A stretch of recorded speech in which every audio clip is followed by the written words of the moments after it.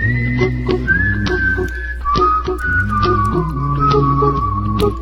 this is Warren Sprouse. You're on the Bible Forum. We're here every Sunday night, 8 to 10 p.m. Eastern Time. We're just talking, visiting together.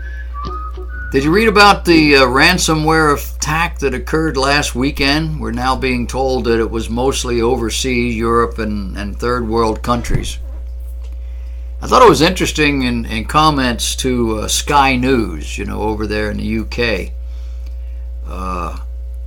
Stephen Wilson, who is part of the Europol's Cybercrime Center, said, quote, "The ransomware attack was still infecting thousands of new computers by Monday of last week and was beyond anything we have seen before." Now, while insisting that the attack was not massively sophisticated, Wilson said it was nonetheless unprecedented in both its scope and its effectiveness. What's new, he said, is the use of a worm to propagate through systems. The attack, which started last Friday, is being called the most expansive online extortion threat of all time. And as of Monday, a week ago, the virus was believed to have spread to more than 100,000 organizations around the world. Hospitals, transportation systems, government agencies, personal computers in more than 150 countries have been infected so far. This is week-old information. According to BBC, again, Monday, some $38,000 has already been paid to extortionists who will not unlock the victim's computer until they have received their $300 Bitcoin ransom. $300, not a lot of money. They have carefully put the price where most people would rather pay it than have to deal with the nonsense of fixing the dumb thing.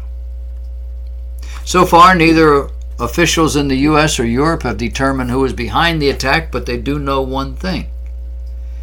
They know which organization developed the virus. Can you guess which organization did that? It was none other than our own National Security Agency. We did this. We didn't do the damage, but we built this thing. Details of this particular attack were published 2 months ago after NSA cybersecurity programs were leaked. 2 months ago, we knew this thing was out there. Didn't tell anybody anything. Now here's the amazing part to me. I'm looking at you. It was centered on Microsoft's XP operating system. Do you have an XP system? I don't know anybody that's still using it. It's about 3 or 4 generations behind. I left Microsoft when it got to 10. And it's moved on from there. I've been told that those working in our federal government are using operating systems and computers much older than that. And this in the Treasury Department. Can you say IRS? No, I didn't read about it. I talked to people right here who work for the federal government, right down here in what we call the old Navy base. Government agencies have taken over down there, and they are using computer systems that are older than your children, older than your teenagers. They're using stuff that I was using in the 1990s. Software, some of it that's 30 years old. Hardware, even older. In a statement, Microsoft's President Brad Smith criticized the NSA for the leak, likening it to the U.S. military having some of its Tomahawk missiles stolen right out from under them. Smith said the cyber attack known as WannaCry should wake up government officials to the dangers of stockpiling such exploits for use in digital warfare. He went on to say this is an emerging pattern in 2017. We've seen vulnerabilities stored by the CIA show up on WikiLeaks. And now this vulnerability stolen from the NSA has affected customers around the world. The problems, as security experts see it, are three. Number one, not enough computer users and organizations are updating Windows frequently enough, and the patch for this particular exploit was released more than a month ago. Now you've got a computer, why are you not updating your system? Secondly, our security agencies are playing with dangerous cyber attack software without fully devoting the resources necessary to keep this software under lock and key.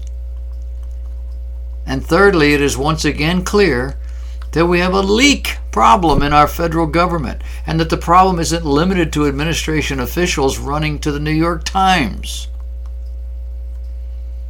What's the solution? Our government needs to stop so much spending on useless, meaning non-productive programs and items, and spend more time and more money making sure that the essential services are up to speed where it counts. No successful business allows their infrastructure to degrade this badly. Make a note. No Apple devices and/or software was affected. Just saying. Behavioral scientist Francesca Gino, got to put the A on the one, the O on the other, has published the results of her study. She says female unhappiness declines when the woman is promoted to a leadership role. On the other hand, when a man is promoted to a leadership role, his happiness remains the same or gets better. Why? Well, this is a woman. Her observation is, quote, top-level positions in organizations come with many benefits, from higher pay to more influence, prestige, and power. But they also require a larger time commitment. And for women, that time commitment is often viewed as the need to make trade-offs between families, say children, and work activities. Now for me, I think here's where we see the stark differences. Moms are working. They're working during the day. But unlike dads, moms are aware that their children are now arriving home from school. And she's perhaps making a phone call or texting them to make sure not only that they got back okay, but that they've started on their homework or their chores or whatever. And this will go on until she gets there, meaning home. Dads? Not so much. I don't remember thinking about my children when I went to work every day. I had a wife at home, she could think about them. I had work to do. Gino continues, saying the trade-offs and constraints women experience are reaching high-level positions are related to the fact that women have a higher number of life goals as compared to men. A man just wants to go to work, make the money, go home, eat supper, prop his feet up, and watch television. That's about, maybe play golf, or whatever. In some of the studies, she said, we asked different groups of men and women from college undergraduates to executives to list their core goals in life, which, she says, we define for them as things that occupy their thoughts on a routine basis, things they deeply care about, or things that motivate behavior and decisions. The goals that people listed varied from getting married, having children, or working out regularly, to finding well-respected jobs and becoming wealthy. She says, in study after study, we found women listed more goals than men. In other words, many women, like Pollyanna, have a deep-seated desire just to live and not simply be plowing through a to-do list in order to have a spot at the top. Unfortunately, that desire doesn't seem to rear its head very often in the real world. Author Richard Weaver posits one reason why this might be so in a book he's entitled Ideas Have Consequences. He writes, women have been misled by the philosophy of activism into forgetting that for them, as custodians of the values, it's better to be than to do. The U.S. Supreme Court ruled this week against an appeal that threatened to overturn North Carolina law requiring an ID when voting in that state. The issue revolved around who had the authority to request that the court rule on the North Carolina voter registration law. The Republican leadership had changed the law to require an ID. I moved to North Carolina in 1993. I was shocked the first time I went to vote. Nobody asked me for an identification. Asked me my name, where you live, handed me the book, I signed the book, go vote. And I said, don't you want to see my voter ID? He said, no. That may sound like a wonderful plan for third graders, fourth graders, but in a sophisticated society where the vast majority of people are not to be trusted, it's stupid. But the Democrats ruled in North Carolina for 100 years, till the Republicans got there about 10 years ago, and they changed this. Well, now I'm not there anymore. Now they've got new Democrat leadership, and they don't want this, so they petitioned the court to withdraw this thing. And the high court bowed to the obvious logic. It's a North Carolina law. If North Carolina leadership wants it to go away, then you take care of it. High court's not going to get involved in a state matter. Sounds rational. But here's the kicker.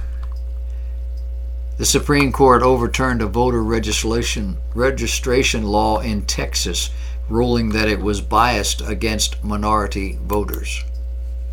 Which begs the question, what's going on? Well, it looks like the High Court just simply punted.